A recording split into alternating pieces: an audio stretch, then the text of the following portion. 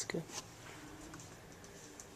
All right. So obviously you're the owner of Underground Books and everything. What's the nature of the business, and like, why did you want to kind of start this sort of bookstore and stuff? Well, the nature of the business, I guess, first part of the question.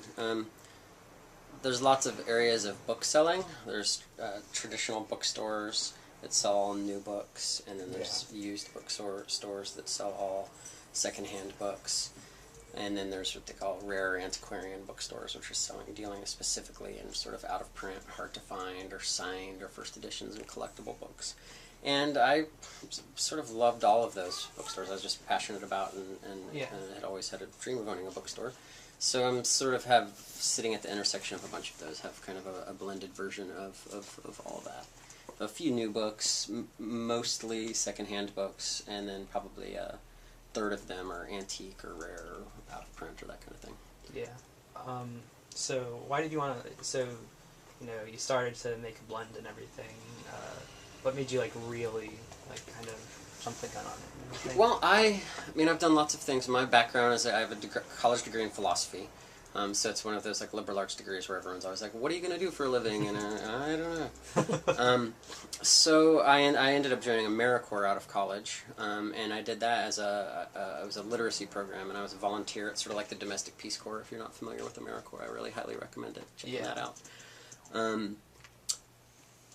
But I did a literacy tutoring program and got into that as a volunteer, and then ended up getting a job managing that program, so I got a lot of experience with literacy. We worked with sort of at-risk youth populations.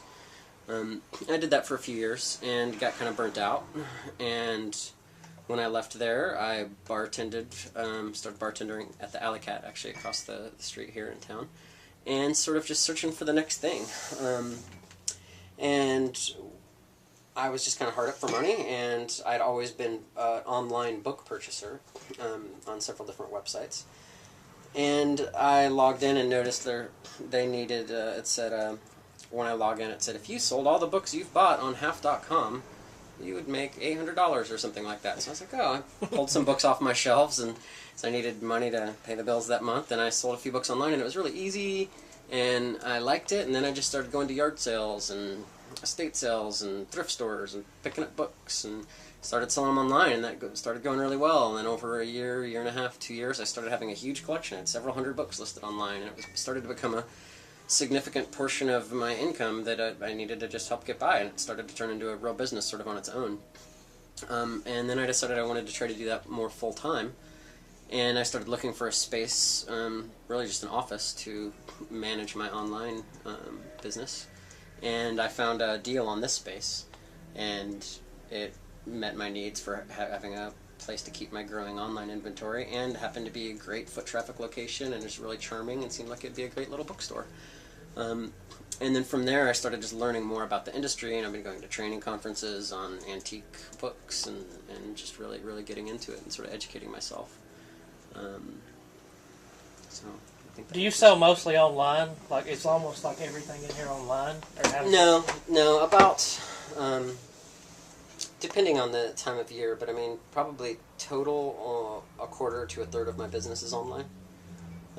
I do a lot more in the store than I expected to do, actually. When I opened, I thought I'd just be doing online and then supplementing it with foot traffic, but I've actually, it's turned into,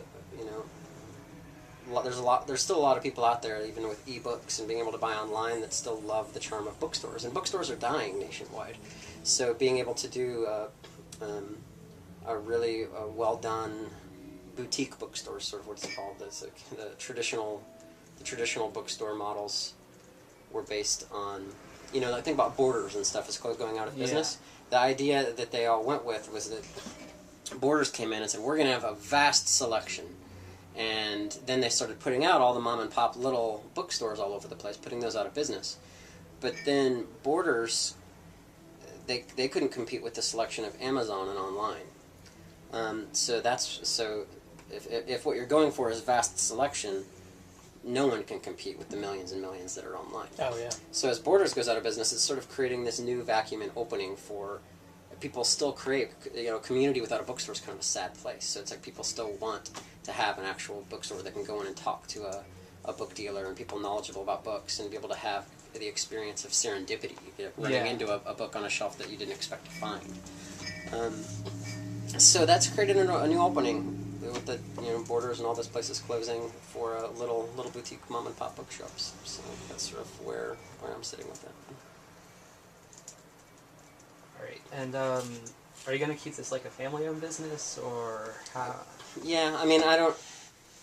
There's some examples of sort of small used bookstores that go regional or turn into chains and things like that, but I don't have any. And it's, I would love to expand and do a little bit more. I have expanded. It's been successful enough in the store that I've separated out my online inventory, and I have a separate office just across the street on the square, where most of the online inventory is. Excuse me. So no, I mean, I expect it to stay a small little local thing, and I employ a couple friends, 1 or 2 days a week to help out, and for the most part I like being here and like managing it and like being the one that gets to interact with people that come in the door, and get to. Yeah. I'm not gonna get rich selling books, but I get to hang out and play with books all day and talk to people about books. Hey. Yeah. That's what you love to do. Yeah. So like, who would you like hand off? Who do you think you'd like hand off your business to, like after kind of moved on? Like you would keep it in the family, like if you had. Yeah, I mean, by in the family, I mean like very close friends. Very close friends. I don't have any kids or anything that I expect are going to take it over in 20 years or something. But you never know. I don't know. Yeah. I expect to be doing this for some time. But if I did want to move on to the next thing, there's definitely a sort of handful of close people that have helped me from the very beginning that would probably be interested in keeping it going. Yeah. Who would you say is your target market generally? Like, who would you say? Well, let's see. That's part. It goes back to that sort of varied bookstore identity thing. I mean, I think for in-store sales, like the sort of grad student, local intellectual type, or professors, or folks like that are actually kind of still interested in collecting books, like that are willing to come in and drop $25 or $50 on an out of print book that's really cool and rare. That's what I really am after. That's not a whole lot of people, so I also just generally keep a stock of popular inventory as well that makes a sort of more broad appeal to the general public that might just stumble in the store and say, hey, what's this, a bookshop, what do you got, and still find things they want. Okay, like what are some of the challenges you find as a business owner? You have that bookstore over there in the other part of the square, and then I know there's a place by Kroger that buys used books and stuff like that. That's a good question. Yeah. I wouldn't say that challenges that would come to mind wouldn't have anything to do with the competition, because we're all in different markets really. Like Hortons and I have a great relationship. We actually send each other business constantly, and I'm friends with all of them over there. And there's really, I feel like a sense of wanting each other to succeed, and it feels genuine.